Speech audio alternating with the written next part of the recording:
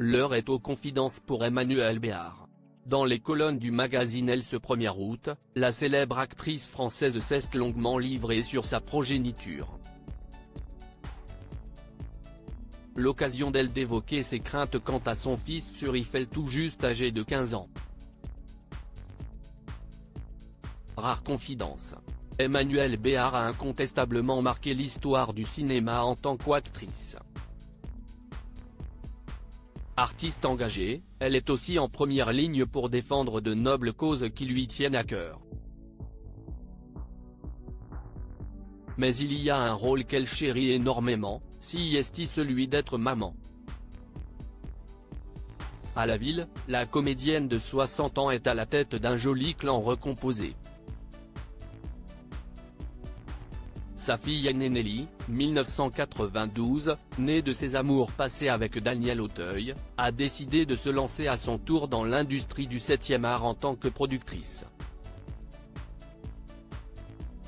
Son deuxième enfant Johan, 1996, né de son ancienne relation avec le musicien David Moreau est anthropologue.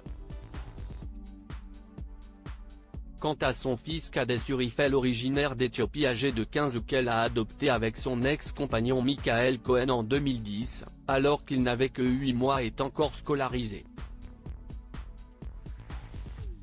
Emmanuelle Béard se met à nu comme grand nombre de ses compatriotes. Emmanuelle Béard a suivi de près les récents et multiples rebondissements politiques en France et dont la montée en puissance du Rassemblement national a fait couler beaucoup d'encre.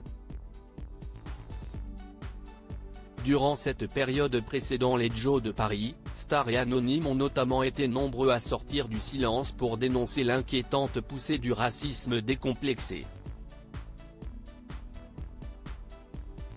Un climat tendu qui a particulièrement bouleversé Emmanuelle Béard. J'ai un fils de 15 ans, qu'est-ce ce que je lui dis de tout ce magma ? Mes autres enfants sont grands, ils ont fait leur chemin, mais lui attend que je lui transmette quelque chose, a confié la star pour elle en pointant du doigt la croissance nauséabonde et terrifiante de la xénophobie et de l'antisémitisme au sein de l'Hexagone.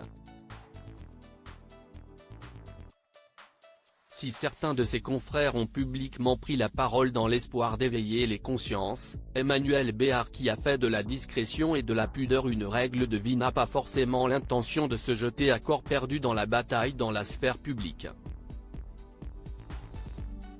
Mais à son échelle, l'épouse du réalisateur Frédéric Chaudier aspire à faire bouger les choses.